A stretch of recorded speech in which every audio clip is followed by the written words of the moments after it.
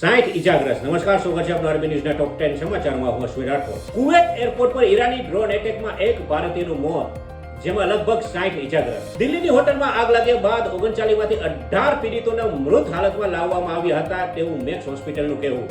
Total મૃત્યુ 21, જેમાં 17 નાગરિક બાંગ્લાદેશ અને આફ્રિકાના। કર્ણાટકમાં ડીકે શિવકુમાર બન્યા નવા મુખ્યમંત્રી। જી પરમેશ્વરાએ લીધા ડેપ્યુટી સીએમના શપથ। ભારત ન્યુઝીલેન્ડની અત્યાર સુધીની સૌથી મોટી ક્રિકેટ સિરીઝનું શેડ્યુલ થયું જાહેર, જેમાં T20, વન ડે અને ટેસ્ટ સહિત 12 મેચ રમાશે। પાક સૈન્યએ ટ્રેન બ્લાસ્ટનો બદલો લીધો। 17 જેટલા BLNના લડાકુઓને ઠાર કર્યાનો દાવો કર્યો। રશિયા તાલિબાન વચ્ચે થઈ ડીલ। પાકિસ્તાન સાથે તણાવ વચ્ચે અફઘાનિસ્તાનને મળશે હથિયારો। ભારતીય મહિલા અંડર 18 હોકી ટીમે સિંગાપોર સામે રેકોર્ડ 25 ગોલથી વિજય મેળવ્યો। ભારત ઉપર અમેરિકા લાગશે વધુ 12.5% જેટલું ટેરિફ। ચીન, જાપાન સહિત 60 દેશ પર પડશે આની અસર। હોર્મુઝ સ્ટ્રેટ, LPG અને ક્રૂડ ઓઇલ ભરેલા ભારતના 13 જહાજો ઈરાનને ટોલ ચૂકવ્યા વિના પસાર થયા। બાઇટન દાસના સ્થાપક જાંગ મુકેશ અંબાણીને પાછળ છોડીને એશિયાના બીજા સૌથી ધનિક વ્યક્તિ બન્યા। તો આ હતા આજના ટોપ 10 ન્યૂઝ અને હું હતો આપની સાથે અશ્વિન રાઠોડ।